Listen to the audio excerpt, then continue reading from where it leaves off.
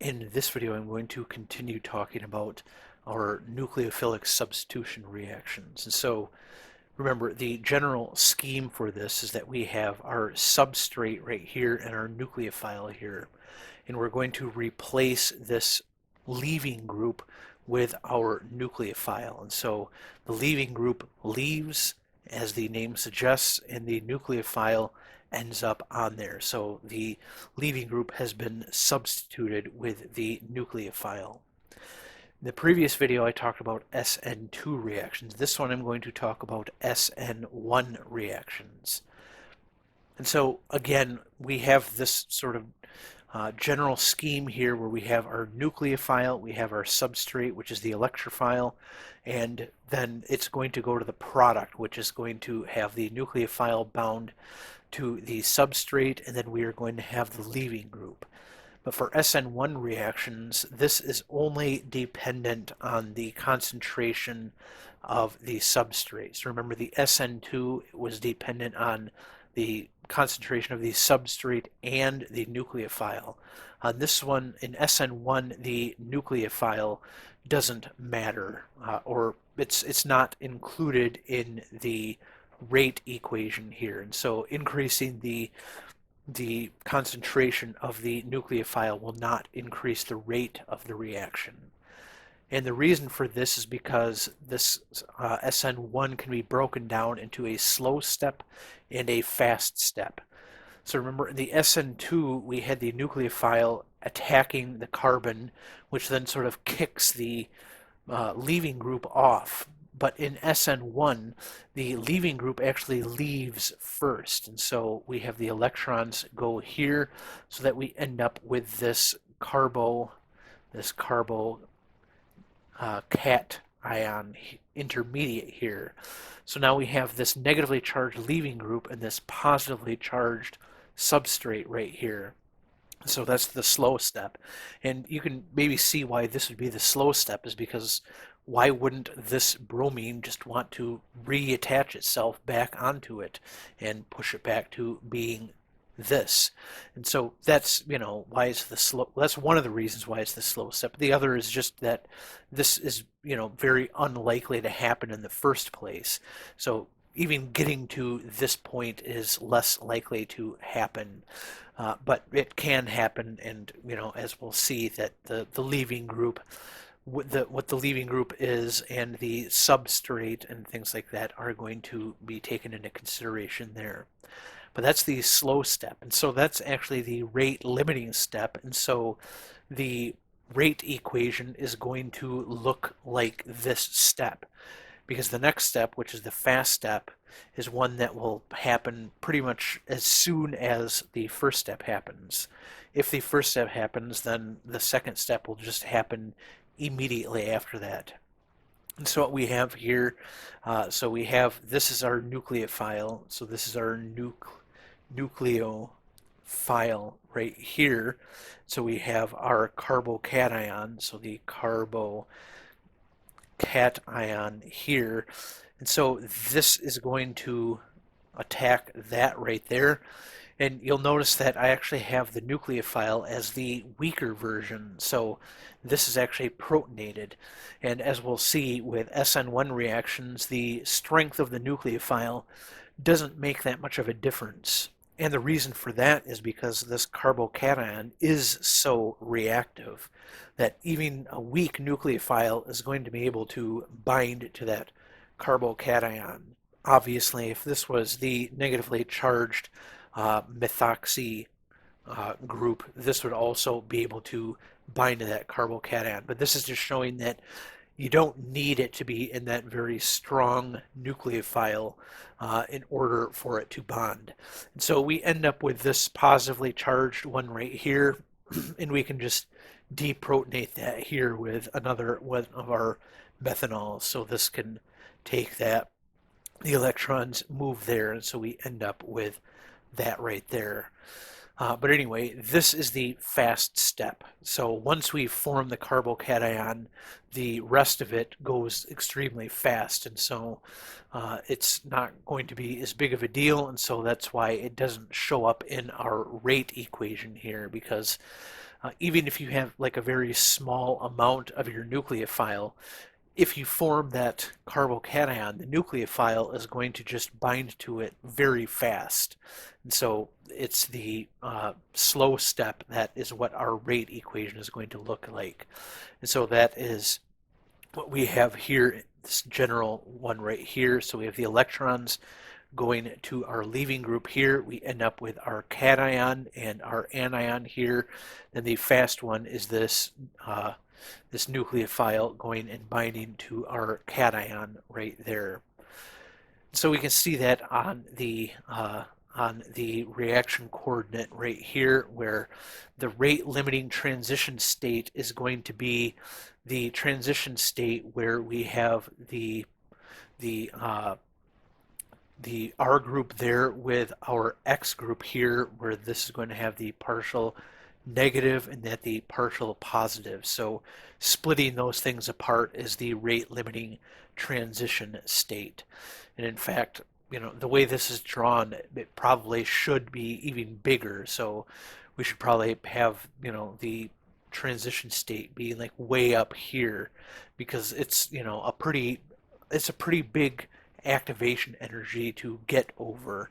And so that's going to be the rate limiting one, where then once we have this, the nucleophile going onto the cation, there is going to be just a very small transition or activation energy for that transition state to get us to our products. All right, so again, we want to look at the factors affecting the rate of SN1 reactions. And you'll notice there are fewer things to consider here. We want to look at the substituents of the substrate, the solvent properties, and the leaving group properties.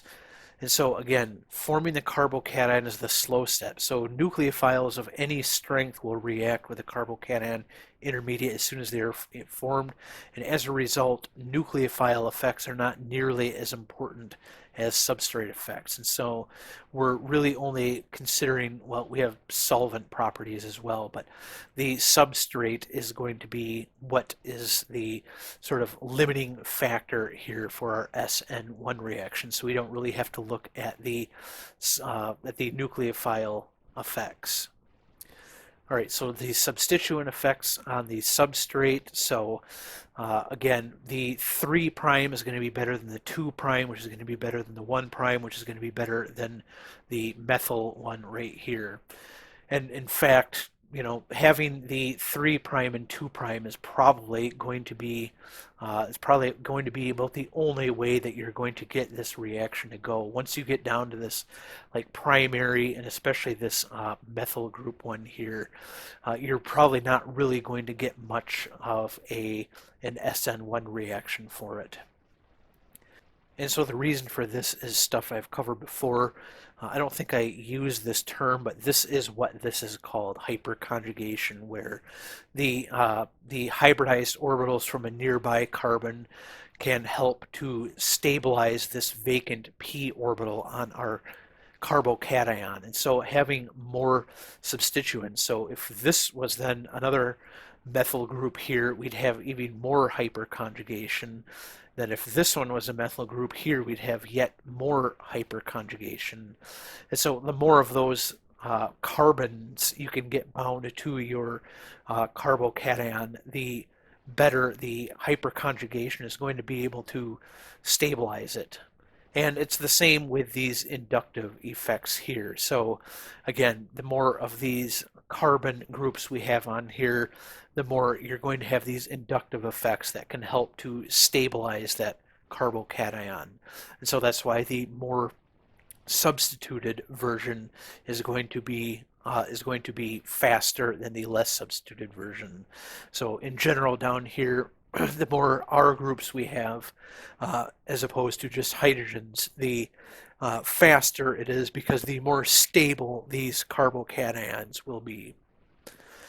And as usual, these resonance effects are also going to help stabilize the carbocation. So if we have this X as our leaving group here, we end up with these resonance structures right here. And so this helps stabilize that carbocation. Then our nucleophile can come in and attack one of those carbons, and we end up with the nucleophile substituted onto our substrate there. All right, leaving group effects. So a leaving group serves a similar purpose in SN1 reactions as it does in SN2 reactions. So it has to polarize that carbon to a leaving group bond, making it engage in effective partial bonding as it leaves. And it leaves with a pair of electrons that once bonded to the carbon atom. So what that means is that we need it to be an electron withdrawing group to polarize the atom. This is probably not as important because we don't need, when we're forming the carbocation, we don't really need the carbon to be polarized in a bond because it's going to have a full positive charge on it. But we do need the leaving group to be stable, so again, a weak base, because we don't want it just rebinding back to our carbocation very fast. Because the better the base it is, the faster it's going to just reattach itself back to that carbocation, and so it's going to slow down the reaction. And so the leaving group also needs to be polarizable to help stabilize the transition state and reduce activation energy. And so this is our leaving, our slow reaction rate here. So we have our reactant here. The electrons are going to move onto the leaving group, but in the transition state, we do have it sort of partially bound here. And so we want this partial bonding to be as stable as possible. And so being polarizable here is going to help stabilize that. So the charge can be more spread out, and so that helps to stabilize it. Then we end up with our carbocation here in our leaving group here. And so that's where we want the leaving group to be a weak base, because we don't want it to just, reattach itself back onto here. We want it to, remain off of the carbocation so something else can bond to it. The leaving groups here are going to be the same as for the SN2 reaction. So these common leaving groups, so the halides are common leaving groups, sulfonates, sulfates, and phosphates. So those are the ionic leaving groups. We also have the neutral leaving groups, so water and alcohols, these amines, phosphines, and sulfides all make good leaving groups. So again, just like in the last video, when these are bound, so when like water, for instance, is bound to our carbon, it's going to actually be like this, and so it's going to have that positive charge on it, where the electrons then move onto the oxygen and then produce our leaving group right here. So these are the leaving groups after they have already left the carbon. And so things like water and the alcohols and things like that are going to make good leaving groups. And in fact, a lot of times you'll see these like with being acid catalyzed, so that if you have something like this in alcohol that you want to get to leave, that you want to be a leaving group for you, you add acid, which are H plus ions, so that this takes that on and becomes this right here, so that that alcohol turns into a water and can become a leaving group. All right, so let's move on over here. So we'll look at the solvent effects. And so for the SN1, this works very well in polar solvents that stabilize the ions. And so remember, the rate limiting step forms two ions. So we're forming two things that have a full charge. So these things need to be stabilized by the solvent. And so if we have a solvent like this polar protic solvent that I'm showing here, where this R, I mean, this could be water, so that R could be an H, but it could be just an alcohol, so that could be, you know, a CH3 or a CH2CH3 or something like that. The point is we have this alcohol functional group on it. And so for the cation, we want these oxygens here to be able to solvate that ion and stabilize it, where with the leaving group, it's the hydrogens on here that are forming those ion dipole bonds and helping to stabilize the leaving group. And so with SN2, we saw that, you know, we wanted like an aprotic solvent. We still wanted it to be polar, but we wanted aprotic. Where with the SN1, the biggest thing is actually being able to stabilize these ions. Where with the SN2, we were concerned about being able to like break these solvation bonds. So these partial bonds here that are complexing around it. But with SN1, we're not as worried about that, because really the big step, as I've been really kind of driving home here, is forming those two ions. And so stabilizing the two ions is really what's going to make this reaction happen. So we can actually look at this here. So we can look at rates of ionization for tert-butyl chloride, which is this molecule right here. So we're looking at the SN1, or leaving of that chloride there, to form the, well, it would be CH3C plus and the Cl minus. We're trying to form those two things. And we're looking at this in different solvents here. So we can look at the dielectric constants of these solvents. And so water, which has the highest, is going to have the relative rate of 8,000. So that's 8,000 compared to this. So if we call acetone a relative rate of 1, so we're sort of normalizing to the acetone, then water is going to be 8,000 times faster than that. Methanol 1,000 times, and ethanol 200 times. Where when we start getting to these more hydrophobic solvents here, like diethyl ether, we're now 1,000 times slower than with the acetone. And then the hexane is going to be even less than 10,000 times slower than the acetone. And so we can see that having these polar protic solvents, the water, methanol, and ethanol, are going to speed this reaction up quite well, where when we start getting to these non-polar aprotic solvents like diethyl ether and hexane, that is going to slow the reaction down considerably. And so, you know, then the reason we'd want to use tert-butyl chloride for this, as we see, is that this is on a tertiary carbon right there, and so that's going to be sort of your best bet for actually getting that chlorine to leave there.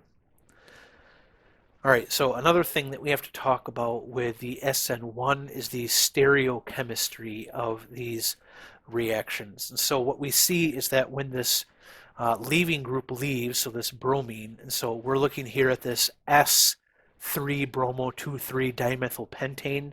So we have this right here, which is a CH, and then it has two of these CH3s on it. This is a CH2CH3, and this is just a CH3. So this is an asymmetric carbon. So this is going to be a chiral center right there. And so we have this bromine leaving, and we end up with this planar carbocation right here.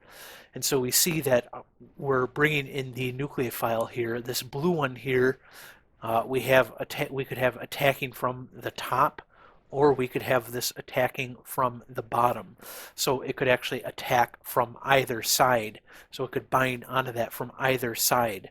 And so what we actually get is a racemization of the product. So we will end up with equal amounts of the S3-ethoxy 2,3-dimethylpentane and R3-ethoxy 2,3-dimethylpentane, where the ones in the color here, the green and the blue, are these ethoxy groups on it. And so we can get either one of these enantiomers here. And in fact, we're going to get equal amounts of both of them. So we get a racemization with this reaction. Whereas we saw with the SN2 that we get a complete inversion. So with SN2, if our substrate in the reactants was S, it becomes R, and if it was R, it would become S. And so we get with SN2, it's that complete inversion, where with SN1, it's the racemization, where we get equal amounts of both. So essentially, if we have with SN1, if we have S, it will go to both R and to S. And if we have R, it will also go to R and to S. All right, another thing to take into consideration with these SN1 reactions are rearrangements, because we're forming this carbocation, which is very unstable, and its stability is going to differ depending on the substituents on it. We can actually have hydrogens and methyl groups, so hydrogens and methyl groups shift from one carbon to another in order to stabilize the carbocation somewhat. And so if we look at the hydride shift here, what we have going on, so we're going to have this bromine leave, and it's leaving off of a 2' carbon, where next door to it we have a 3' carbon. So we end up with this product here. Then we have the hydride shift. So what a hydride is a hydrogen with 2 electrons and a negative charge.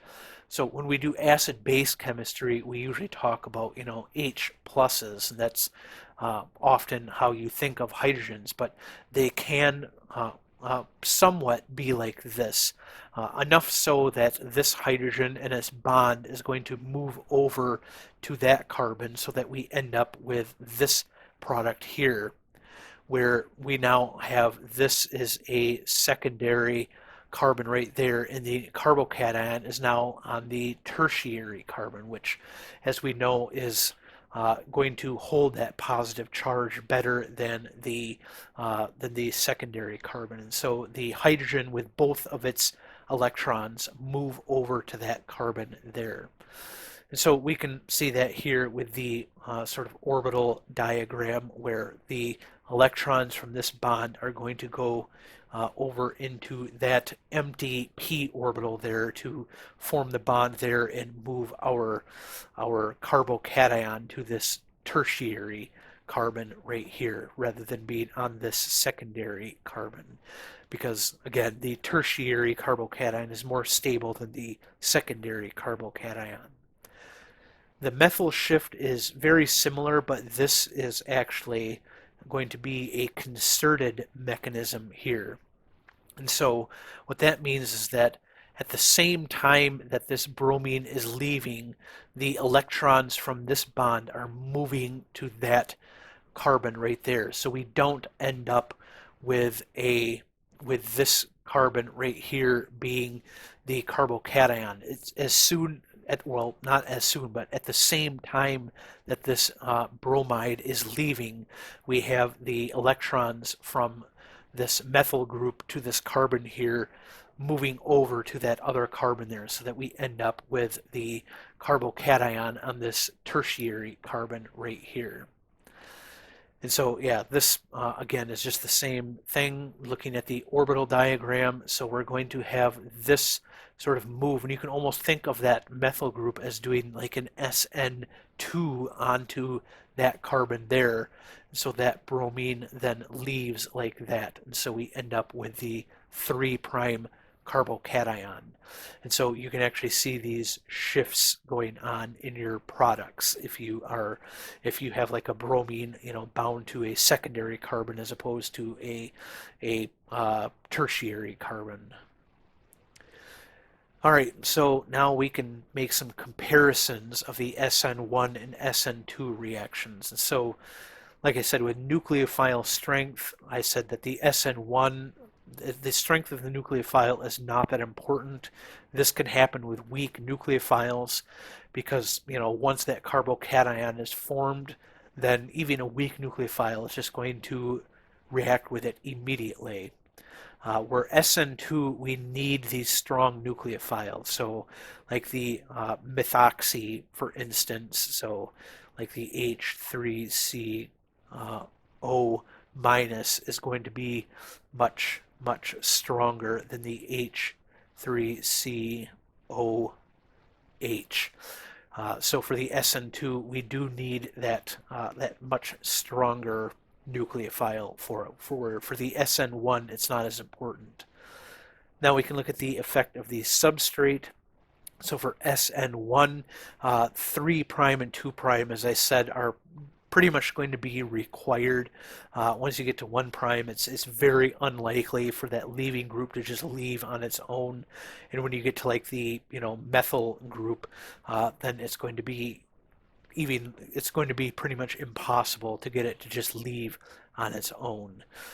Whereas on the SN2, it's actually the opposite. So we want the less substituted substrate because now we have to bring those steric effects into account, where that's not really nearly as big of a deal with the SN1 because we're forming that carbocation, which for one is, when we go from like this to, to this, we are sort of moving some of those substituents out of the way, but we're also putting a positive charge on it, which, is very unstable. And so, the nucleophile is basically just going to, shove its way through regardless of what's in the way. But for SN2, we have the nucleophile coming in, and those substituents can actually block it from getting there. And so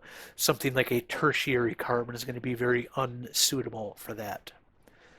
So we have the effect of the solvent. So again, for SN1, a good ionizing solvent is required. So something that's very polar, something that's protic is going to be very good at stabilizing the carbocation and the leaving group anion, where SN2, it may go faster in a less polar solvent. So you might want like a polar aprotic solvent, but not something like water or methanol or something like that. Again, the kinetics, so SN1, we cared just about the concentration of the substrate there, were for SN2, it's the concentration of the substrate and the nucleophile. And that's kind of where those names come from. So it's substitution nucleophilic, and then 1 means is unimolecular. And so this right here is that one molecule that is being referenced there, where SN2 is bimolecular. And so these are the two molecules that is being referenced there. And so it's from the sort of rate law that we actually get the 1 and the 2 for those names.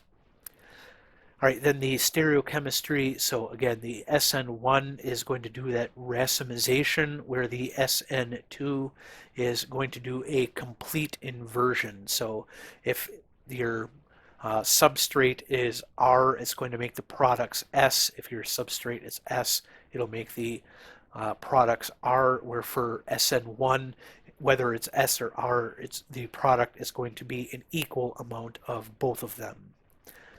Then so for rearrangements, as I was talking about before, the hydride and methyl shift for SN1, these are fairly common where they are impossible in SN2. So you will never see those in SN2. But anyway, that was what I wanted to talk about here for the SN1.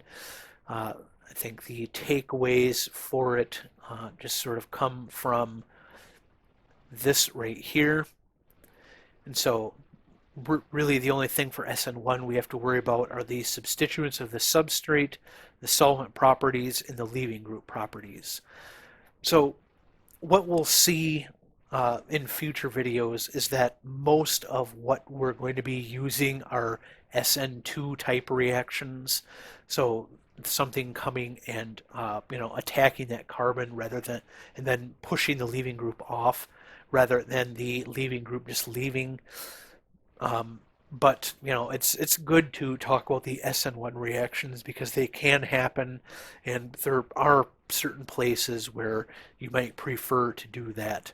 But as we'll see too in the next couple videos after this one, there are the E1 and E2 elimination reactions, which actually compete with these SN1 and SN2 reactions respectively. So E1 competes with SN1, E2 competes with SN2. And so when you're actually trying to do reactions, you will end up getting products that are both of them. And so quite often you need to maybe take some measures to either try to get one product to be more over the other one, or you'll want to try separating them after you finish your reaction. But anyway, I'll talk about those ones, E1 and E2, in the next video. But I hope you found this one helpful, and I will see you in the next one.